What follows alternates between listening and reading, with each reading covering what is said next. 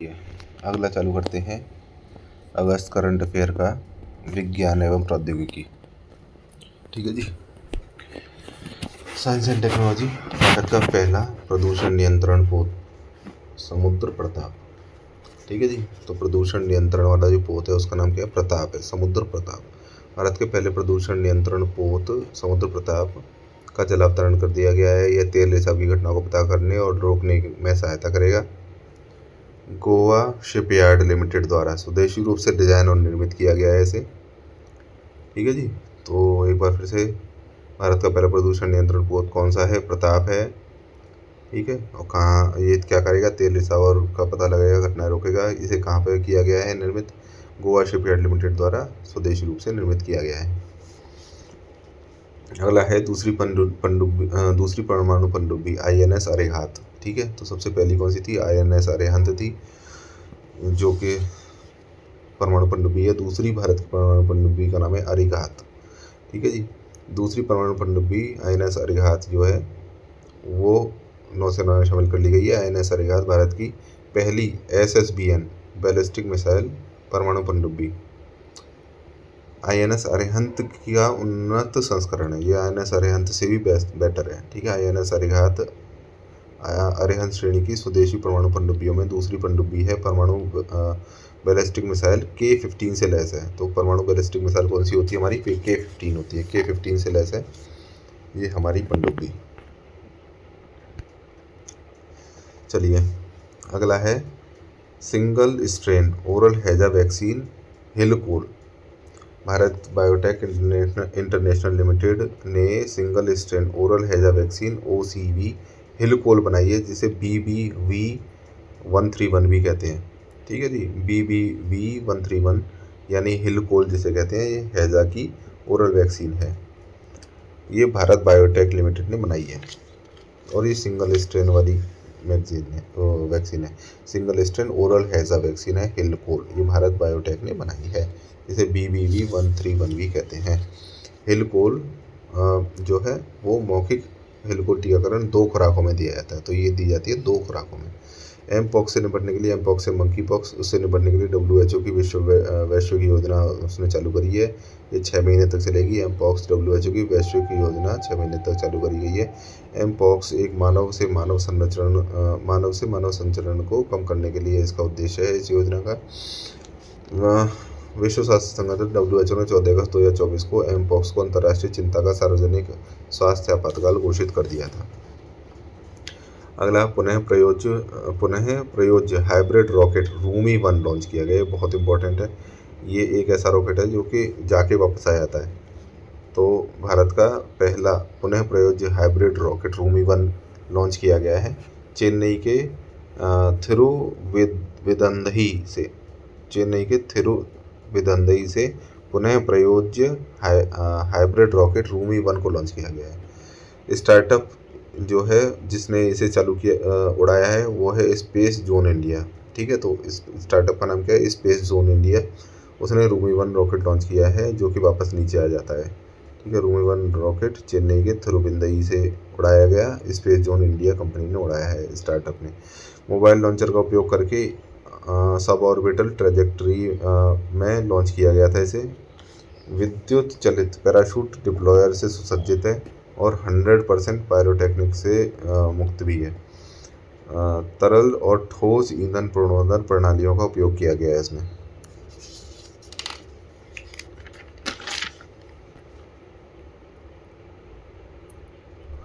चलिए, अगला भारत की पहली स्वदेशी monkey pox RT-PCR kit launch की गई है, जो कि उसका टेस्टिंग करने के लिए किट होती है। तो ये किसने करी है? मेडटेक जोन AMTZ ने, ये कोई कंपनी है मेडटेक जोन, इसने पहली स्वदेशी रूप से विकसित अर्बा MDX monkey pox RT-PCR kit launch की है। इसका नाम क्या है? अर्बा MDX। अर्बा MDX है मंकी पॉक्स की RT-PCR किट। मंकी पॉक्स एक वायरल जूनेटिक बीमारी है जिसके लक्षण चेचक के समान होते हैं। ठीक है जी।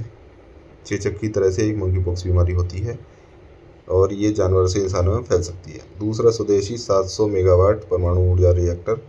तो ये गुजरात के काकरपाड़ में परमाणु ऊर्जा स्टेशन में भारत के दूसरे स्वदेशी 700 मेगावाट परमाणु ऊर्जा रिएक्टर का ने अपनी पूरी क्षमता पर काम करना शुरू कर दिया है। तो गुजरात के काकरपाड़ में ऊर्जा संयंत्र में 700 मेगावाट का रिएक्टर चालू हो गया है। कुल मिला के ये बात है। तो दूसरा स्वदेशी 700 मेगावाट का स्वदेशी है, ये 700 मेगावाट पर परमाणु ऊर्जा से रिएक्टर है। कहाँ पे लगाया गया है? काकरपाड़ में लगाया गया है। इसरो द्वारा EOS-08 पृथ्वी अवलोकन उपग्रह प्रक्षेपित किया गया है। तो पृथ्वी अवलोकन उपग्रह जो इसरो का है, भारत का है, उसका नाम क्या है? EOS-08। आंध्र प्रदेश के श्रीहरिकोटा से इसरो ने SSLD-D3 के माध्यम से EOS-08 का पृथ्वी अवलोकन उपग्रह भेजा। उसका कौन से प्रक्षेपण यान से भेजा गया है? SSLV-D3 से। ठीक है, small satellite launch vehicle D3 से। तो ये स्मॉल सैटेलाइट है EOS-08 D3। ठीक है जी, 3 नंबर वाला जो D3 है, उससे EOS-08 को अंतरिक्ष में भेज दिया इसरो ने, जो कि अवलोकन वाला उपग्रह है। स्वदेशी कामिकाज़ ड्रोन का अनावरण। तो कामिकाज़ ड्रोन क्या होते हैं? जो कि खुद ही आत्महत्या करके टकरा जाते हैं नीचे और खुद फट जाते हैं और सामने वाले को फाड़ देते हैं। स्वदेशी कामिकाज़ ड्रोन का अनावरण किया गया। नेशनल एरोस्पेस लेबोरेटरीज NAL ने 1000 किलोमीटर रेंज वाले स्वदेशी कामिकाज़ ड्रोन का अनावरण किया। वजन लगभग 120 किलोग्राम है। 1000 किलोमीटर चला जाएगा। ये 180 किलोमीटर प्रति घंटे की गति तक पहुंचने में सक्षम है। ये 1000 किलोमीटर की रेंज के साथ ये UAV 25 किलोग्राम का विस्फोटक पेलोड ले जाने में सक्षम है। इसे इसरो द्वारा विकसित नेविगेशन सिस्टम का प्रयोग करता है। NAL वैज्ञानिक और औद्योगिक अनुसंधान परिषद का एक घटक है, जिसे 1959 में बनाया गया था। तो NAL ने नेशनल एरोस्पेस लेबोरेटरीज ने 1000 किलोमीटर रेंज वाला 120 किलोग्राम वाला कामिकाज़ ड्रोन का निर्माण किया है, जो 25 किलोग्राम तक अपना विस्फोटक ले जा सकता है, और ये इसरो के नेविगेशन सिस्टम का उपयोग करेगा। स्वदेशी डेंगू वैक्सीन डेंगीऑल के तीसरे चरण का क्लिनिकल परीक्षण हो गया है। ठीक है जी, तो डेंगू की अपनी स्वदेशी वैक्सीन जो है उसका नाम क्या है? डेंगीऑल। ठीक है जी, स्वदेशी जो डेंगू वैक्सीन है उसका नाम है डेंगीऑल। पैनेसिया बायोटेक कंपनी ने बनाया है पहला स्वदेशी डेंगू वैक्सीन डेंगीऑल। तो डेंगीऑल है, पैनेसिया ने बनाया है, पैनेसिया बायोटेक ने डेंगीऑल बनाया है पैनेसिया बायोटेक ने। इसके तीसरे चरण का क्लिनिकल परीक्षण की घोषणा कर दी है। वर्तमान में भारत में डेंगू के लिए कोई एंटीवायरल उपचार या लाइसेंस प्राप्त वैक्सीन नहीं है। डेंगू की भारत में कोई वैक्सीन नहीं है लेकिन पैनेसिया बायोटेक जो है डेंगीऑल नाम की वैक्सीन बना रहा है। टेट्रावैलेंट डेंगू वैक्सीन स्ट्रेन मूल रूप से national institute of health USA द्वारा विकसित किया गया था। एक पुरानी दूसरी वैक्सीन है वो USA ने बना रखी है। भारत में लगभग 75 से 80% संक्रमण लक्षणहीन होते हैं, फिर भी ये व्यक्ति एडी मच्छरों के काटने से संक्रमण से ये व्यक्ति जो है इसके संक्रमण को फैला सकते हैं। ठीक है जी, डेंगू जो है 75 से 80% लोगों में लक्षणविहीन होता है, लेकिन वो फैलाने में सक्षम होते हैं। ओके जी, ओके जी। अगला है लॉन्ग रेंज ग्लाइड बम गौरव। ठीक है जी, तो ये एक लॉन्ग रेंज का बम है, लॉन्ग रेंज ग्लाइड बम, इसका नाम है गौरव। ये सुखोई 30 से DRDO ने उड़ा दिया। ठीक है जी, लॉन्ग रेंज ग्लाइड बम गौरव, ये उड़ीसा के तट पर इसका कर लिया गया परीक्षण। गौरव एक हवा से लॉन्च किया जाने वाला 1000 किलोग्राम वर्ग का ग्लाइड बम है, जो लंबी दूरी के लक्ष्य को भेजने में सक्षम है। तो ग्लाइडर से 1000 किलोग्राम का बम फेंक देते हैं, जो नीचे जाके फट जाता है। मंगल ग्रह पर तरल अवस्था में पानी की खोज कर दी गई है। मंगल ग्रह की मध्य परत में तरल पानी नामक अध्ययन Proceedings of the National Academy of Sciences पत्रिका में प्रकाशित हुआ है। मंगल ग्रह की चट्टानी बाहरी परत के अंदर तरल पानी लिक्विड वाटर के महासागर हो सकते हैं। ठीक है, ये निकाला है इन्होंने, मंगल ग्रह की चट्टानी बाहरी परत के अंदर नीचे जो है पानी हो सकता है। यह पहली बार है कि वैज्ञानिकों ने ग्रह पर तरल अवस्था में पानी की खोज की है। यह परत 10 से 20 किलोमीटर की गहराई पर स्थित है, 10-20 किलोमीटर नीचे जमीन के। अध्ययन में अनुमान लगाया गया कि अरबों साल पहले जब मंगल पर नदियाँ झीलें संभवतः महासागर थे, तब सतह से पानी रिसकर नीचे पहुँच सकता था। शोधकर्ताओं ने नासा के मार्स इनसाइड लैंडर के डेटा का इस्तेमाल किया जो 2018 में मंगल ग्रह पर उतरा था। मिक्स्ड मैट्रिक्स मेम्ब्रेन का विकास, ठीक है जी। मिक्स मैट्रिक्स मेम्ब्रेन क्या है? एक नई मिश्रित झिल्ली विकसित करी गई है। मिक्स मैट्रिक्स मेम्ब्रेन विकसित जो है एक झिल्ली विकसित की गई है। औद्योगिक क्षेत्रों में अमोनिया व अन्य अमीन लीक का पता लगाने में मदद करेगी। अमोनिया और अन्य अमीन लीक का पता लगाएगी ये मिश्रित मैट्रिक्स झिल्ली जो है रंग परिवर्तन कर लेती है। इस रंग परिवर्तन से आपको अमोनिया दिख जाएगी। फेफड़े के कैंसर के टीके का परीक्षण शुरू हो गया है। विश्व में पहले mRNA फेफड़े के कैंसर के टीके का परीक्षण रोगियों पर शुरू कर दिया गया है। वैक्सीन BNT116 है। BNT116 टीके को NeoNTech द्वारा बनाया गया है। ये है BNT116, ये वैक्सीन है जो कैंसर के इलाज के लिए डिज़ाइन किया गया है। लंग कैंसर जो है कैंसरों में सबसे ज़्यादा सबसे आम प्रकार का कैंसर होता है। फेफड़े के कैंसर को टीके का परीक्षण चालू हो गया है जो mRNA टेक्निक पे अपना काम करता है। चलिए, रियल टाइम लोकेशन ट्रैकिंग के साथ इशूज़, ये फिर पहले ही पढ़ चुके हैं कि IIT इंदौर ने DRDO को ट्राइबो इलेक्ट्रिक नैनो जनरेटर तकनीक पर आधारित शू सेल एनर्जी हार्वेस्टिंग यूनिट की 10 जोड़ियाँ प्रदान करी हैं। इससे एथलीटों को बेहतर प्रदर्शन करने में मदद मिलेगी और जवानों की लोकेशन रियल टाइम ट्रैकिंग में मदद मिलेगी। DRDO के सहयोग से बनाया गया यह जूता इलेक्ट्रॉनिक उपकरणों को पावर देने के लिए मोशन एनर्जी का उपयोग करता है। इन जूतों का उपयोग अल्जाइमर रोग से पीड़ित लोगों की निगरानी के लिए भी किया जा सकता है। ठीक है, तो बहुत आसान है, पहले ही पढ़ चुके हैं। अब हम जाते हैं आगे, पर्यावरण एवं पारिस्थितिकी। अब जल्दी खत्म करते हैं इस मैगजीन को। ठीक है, विश्व बैंक द्वारा पहला कार्बन हटाने वाला बॉन्ड, ठीक है, कार्बन सीक्वेस्टरिंग का एक बॉन्ड बनाया गया है। किसने बनाया है? वर्ल्ड बैंक ने बनाया है। Amazon reforestation linked outcome bond जारी किया है। ठीक है, अमेजन जो जंगल हैं उनके रिफॉरेस्टेशन के लिए आउटकम बॉन्ड जारी किया है। किसने? वर्ल्ड बैंक ने। ब्राज़ील स्थित कंपनी मोमबक ने इन निधियों का उपयोग भूमि पर देशी वृक्ष प्रजातियों को लगाने के लिए किया है एक कंपनी ने। ठीक है, ब्राज़ीली कंपनी है मोमबक, वो अमेजोन रेन फॉरेस्ट में जो है पेड़ पौधों को लगाएगी और कार्बन क्रेडिट जो है वो माइक्रोसॉफ्ट कॉरपोरेशन को बेचा जाएगा। तो माइक्रोसॉफ्ट जो है इसके कार्बन क्रेडिट को, देखो ऐसा है, मोमबक एक कंपनी है जो कि पेड़ पौधे लगा के एक कार्बन क्रेडिट जनरेट करेगी। वो कार्बन क्रेडिट जो है वो माइक्रोसॉफ्ट कंपनी खरीद लेगी। और ये बॉन्ड किसने जारी किया? वर्ल्ड बैंक ने जारी किया है। बॉन्ड का नाम क्या है? Carbon sequestering Amazon reforestation linked outcome bond है। ठीक है, कार्बन कैप्चर का उपयोग और भंडार के लिए कार्यशाला जो है एक आयोजन किया गया अमेरिकी सरकार के द्वारा। कार्बन कैप्चर का उपयोग और भंडार के लिए कार्यशाला, ठीक है, करी गई आयोजित अमेरिका के द्वारा। गुमटी नदी, चलिए गुमटी नदी के बारे में देखते हैं। विदेश मंत्रालय ने इस बात से इनकार किया है कि बांग्लादेश के पूर्वी जिलों में बाढ़ त्रिपुरा में डम्बूर बांध के खुलने के कारण आई है। बांग्लादेश में वो कह रहे हैं ना इंडिया ने बाढ़ डाल दी, तो वो त्रिपुरा में डम्बूर बांध है, वहाँ पर उसके खुलने के कारण बाढ़ नहीं आई है, इंडिया ने मना कर दिया है।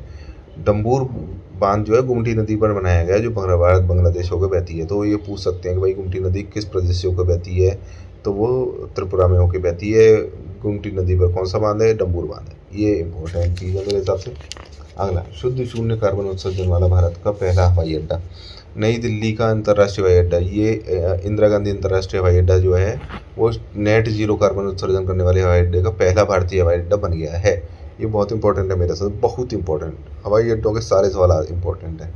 तो पहला हवाई अड्डा बन गया इंदिरा गांधी अंतर्राष्ट्रीय हवाई अड्डा जो कि नेट जीरो कार्बन उत्सर्जन करता है। अगला है, भारत में 3 और वेटलैंड्स को रामसर साइट नामित कर दिया है। तो कुल रामसर साइट कितने होंगे? 85 रामसर साइट हैं। बहुत ज़्यादा रामसर साइट है, 85 रामसर साइट है इंडिया में। कितनी रामसर साइट है? 85 हो गई हैं। तमिलनाडु के नंजरायण पक्षी अभयारण्य तथा काजूवेली पक्षी अभयारण्य को एवं मध्य प्रदेश के तवा जलाशय को, इनको जो है रामसर स्थल में सूची में शामिल कर दिया गया है। 3 वेटलैंड है, कौन कौन सी है? तमिलनाडु में नंजरायण पक्षी अभयारण्य, कोई पूछे नंजरायण पक्षी अभयारण्य कहाँ पे है? तमिलनाडु में। काजू वैली कहाँ पर है?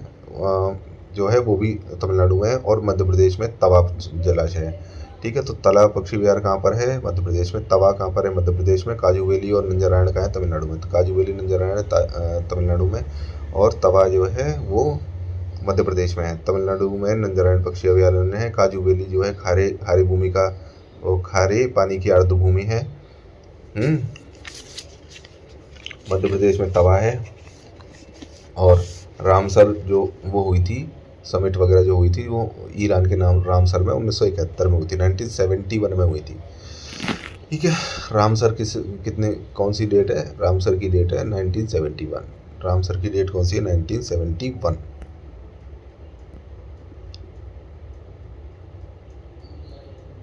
चलिए आगे चलते हैं। नीलकुरिंजी संकटग्रस्त प्रजाति के रूप में वर्गीकृत कर दिया गया। नीलकुरिंजी जो एक पौधा होता है, वो प्रत्येक 12 वर्ष में खिलता है, और ये नीलगिरी पर्वत पर होता है। IUCN रेड लिस्ट में इसे संकटग्रस्त प्रजाति में शामिल कर दिया गया है। शायद संकटग्रस्त का मतलब वल्नरेबल होता है कि नहीं, मुझे कंफर्म नहीं पता है, क्योंकि वल्नरेबल का मतलब तो सुभेद्य होता है ना। संकटग्रस्त याद कर लो, इंग्लिश में बाद में देख लेंगे। ठीक है, संकटग्रस्त प्रजाति के रूप में शामिल कर लिया गया। जैसे नीलकुरिंजी को स्ट्रोपिलांथेस कुथिंगियाना बोलते हैं। नीलकुरिंजी 3 मीटर ऊंची एक स्थानिक झाड़ी है जो केवल दक्षिण पश्चिम भारत के 5 पर्वतीय प्रदेशों के अधिक ऊंचाई वाले 16 ग्रासलैंड इकोसिस्टम यानी कि 1300 से लेकर 2600 मीटर की ऊंचाई पर देखी जाती है। नीलकुरिंजी का वैज्ञानिक नाम केरल के साइलेंट वैली नेशनल पार्क में स्थित कुंती नदी के नाम पर रखा गया है। यह फूल बहुतायत में पाया जाता है, इसी की वजह से नीलगिरी का कलर नीला होता है। अगला क्या है? आदि चुंचनगिरी और चूलन्नुआर मोर अभयारण्य घोषित किया गया है। ठीक है जी, आदि चुंचनगिरी और चूलन्नुआर को मोर अभयारण्य घोषित किया गया है। ये दोनों कहाँ पर हैं? कि कर्नाटक में जो है आदि चुंचनगिरी है, और केरल में चूलन्नुआर है। ये दोनों मोर अभयारण्य घोषित कर दिए गए। आदि चुंचनगिरी मोर अभयारण्य कर्नाटक में, और चूलन्नुआर जो है केरल में है। मोर 1963 में भारत का राष्ट्रीय पक्षी घोषित किया गया था, 1963 में। ठीक है, जिस साल जो है वो नेहरू जी मरे हैं, तब मोर को राष्ट्रीय पक्षी घोषित किया गया। मधुमेह रोधी जड़ी बूटी गुड़मार की खोज की गई है बिहार के गया में ब्रह्मयोनी पहाड़ पर। ये पहले ही पढ़ चुके हैं। शोधकर्ताओं ने मधुमेह रोधी जड़ी बूटी गुड़मार जिम्नेमा सिल्वेस्ट्रे की खोज की है। तो ये कहाँ मिली है? बिहार के गया में ब्रह्मयोनी पहाड़ी पर गुड़मार मिली है, जो कि मधुमेह को ख़त्म करती है। देखो, गुड़ खाने से मधुमेह हो जाता है, तो गुड़ को मार देती है, तो ये मधुमेह रोधी बन गई है।